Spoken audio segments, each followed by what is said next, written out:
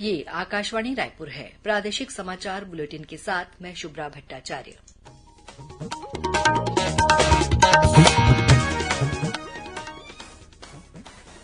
और अब पेश है आज के मुख्य समाचार। भाजपा के वरिष्ठ नेता नरेंद्र मोदी ने आज प्रधानमंत्री का पदभार संभाला। पदभार ग्रहण करते ही श्री मोदी ने किसान सम्मान निधि की 17वीं किस्त जारी की। गिरौदपुरी धाम में हुई कथित तोड़फोड़ के विरोध में बलौदाबाजार में हुआ उग्र प्रदर्शन। कलेक्टर कार्यालय में तोड़फोड़ और आगजनी करने के साथ ही वाहनों में भी लगाई आग। बलौदाबाजार में धारा 144 लगाई गई। मुख्यमंत्री ने कहा कि घटना की उच्च स्तरीय जांच कराई जाएगी। और केंद्र सरकार द्वारा बनाए गए मेघदूत और दामिनी ऐप के माध्यम से मौसम के पूर्वानुमान के साथ ही आकाशीय बिजली गिरने की संभावनाओं के बारे में भी जान सकते हैं लोग।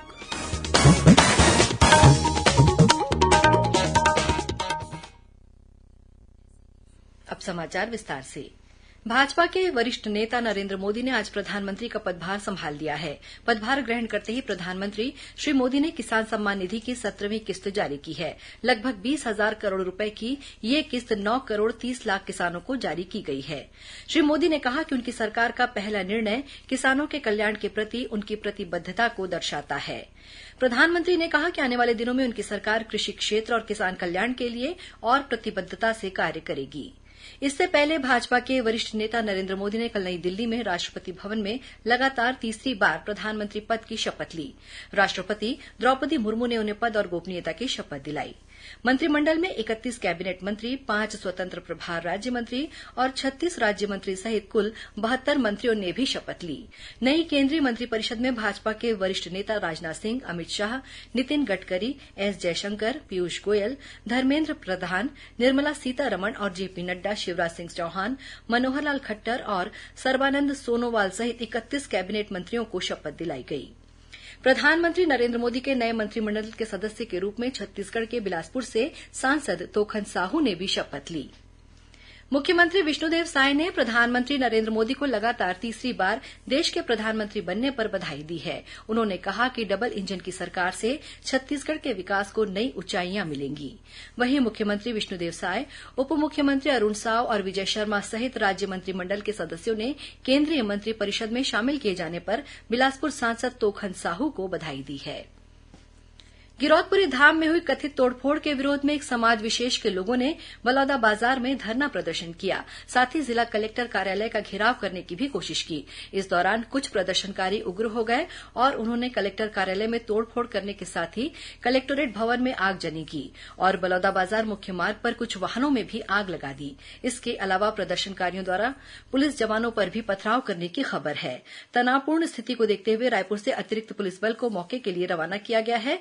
इस बीच बलौदाबाजार में धारा 144 लागू कर दी गई है। वहीं राज्य शासन ने गिरौदपुरी धाम के जैतखांब में हुई तोड़फोड़ की न्यायिक जांच कराने की घोषणा की है। उप मुख्यमंत्री विजय शर्मा ने कहा है कि इस पूरे मामले की न्यायिक जांच कराई जाएगी। उन्होंने कहा कि प्रदेश में कहीं भी सामाजिक सौहार्द बिगाड़ने वाली घटनाओं को बर्दाश्त नहीं किया जाएगा और ऐसे कृत्य करने वाले दोषियों के खिलाफ कड़ी कार्रवाई की जाएगी। उन्होंने सभी से सामाजिक सौहार्द बनाए रखने की अपील की है। इस बीच मुख्यमंत्री विष्णुदेव साय ने बलौदाबाजार में आज हुई घटना के मामले में मुख्य सचिव और पुलिस महानिदेशक को बुलाकर बैठक की और उत्पात मचाने वालों से सख्ती के साथ निपटने के निर्देश दिए हैं। मुख्यमंत्री ने कहा कि इस मामले की उच्च स्तरीय जांच कराई जाएगी।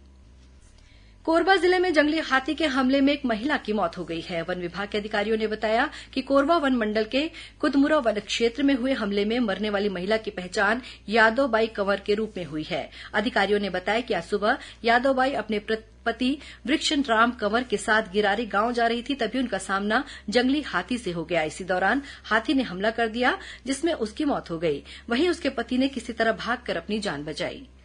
बिलासपुर से कोरबा जा रही एक तेज रफ्तार यात्री बस मोहतराई के पास अनियंत्रित होकर दुर्घटनाग्रस्त हो गई। इस हादसे में 6 से अधिक यात्री घायल हुए हैं। इन घायलों को अस्पताल में भर्ती कराया गया है। ये मामला रतनपुर थाना क्षेत्र का है।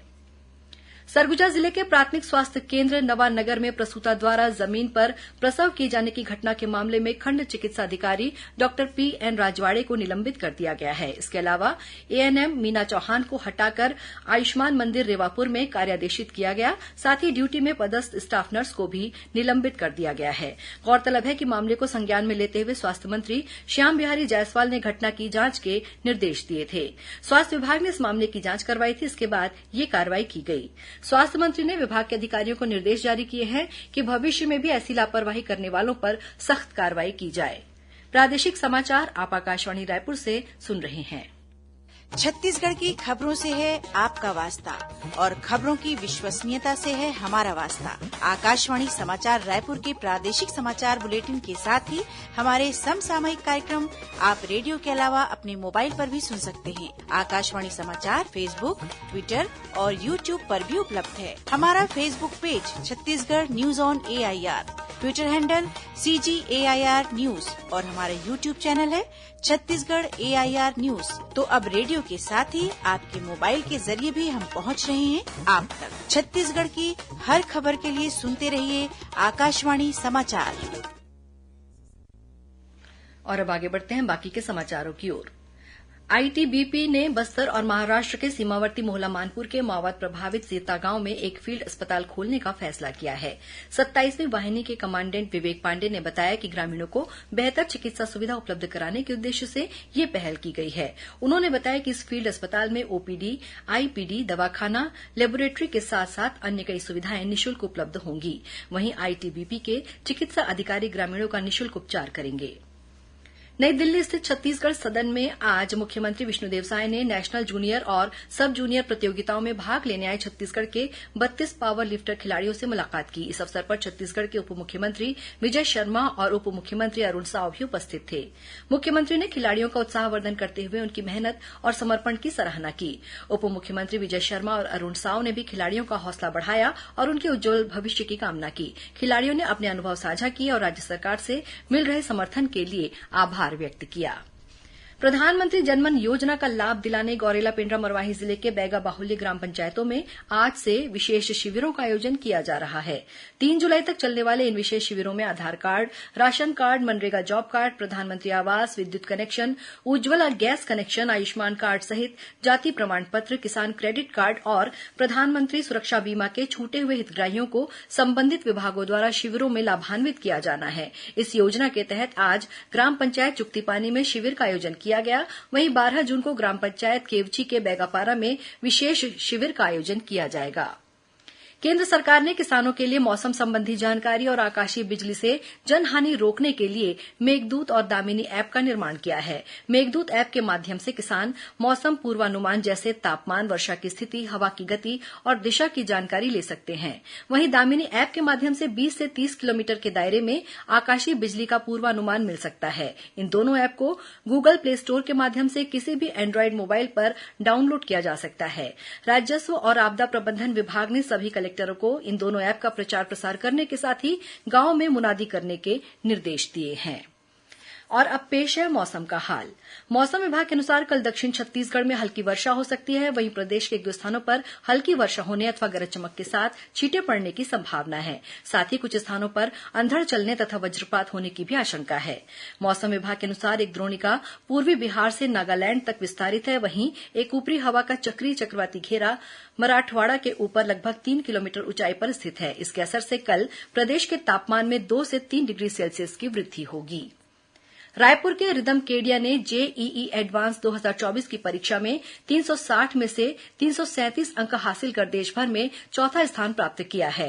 रिदम केडिया की सफलता का कलेक्टर गौरव सिंह ने उन्हें बधाई दी है।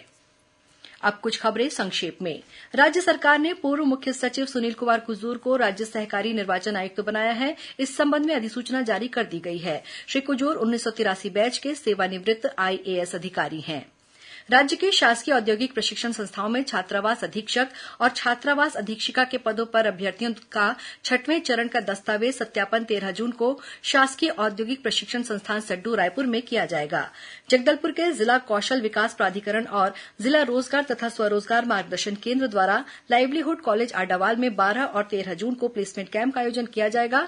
इस प्लेसमेंट कैंप के माध्यम से सिक्योरिटी गार्ड के पदों पर भर्ती की जाएगी। और जशपुर जिले की बागबाहर पुलिस ने 3 महिला सहित 4 गांजा तस्करों को गिरफ्तार किया है। इनके पास से लगभग 40 किलो गांजा बरामद किया गया है। इसकी कीमत 4 लाख रुपए बताई जाती है। अंत में मुख्य समाचार एक बार फिर। भाजपा के वरिष्ठ नेता नरेंद्र मोदी ने आज प्रधानमंत्री का पदभार संभाला। पदभार ग्रहण करते ही श्री मोदी ने किसान सम्मान निधि की 17वीं किश्त जारी की। गिरौदपुरी धाम में हुई कथित तोड़फोड़ के विरोध में बलौदाबाजार में हुआ उग्र प्रदर्शन। कलेक्टर कार्यालय में तोड़फोड़ और आगजनी करने के साथ ही वाहनों में भी लगाई आग। बलौदाबाजार में धारा 144 लगाई गई। मुख्यमंत्री ने कहा कि घटना की उच्च स्तरीय जांच कराई जाएगी। और केंद्र सरकार द्वारा बनाए गए मेघदूत और दामिनी ऐप के माध्यम से मौसम के पूर्वानुमान के साथ ही आकाशीय बिजली गिरने की संभावनाओं के बारे में भी जान सकते हैं लोग। इसी के साथ प्रादेशिक समाचार बुलेटिन समाप्त हुआ। नमस्कार।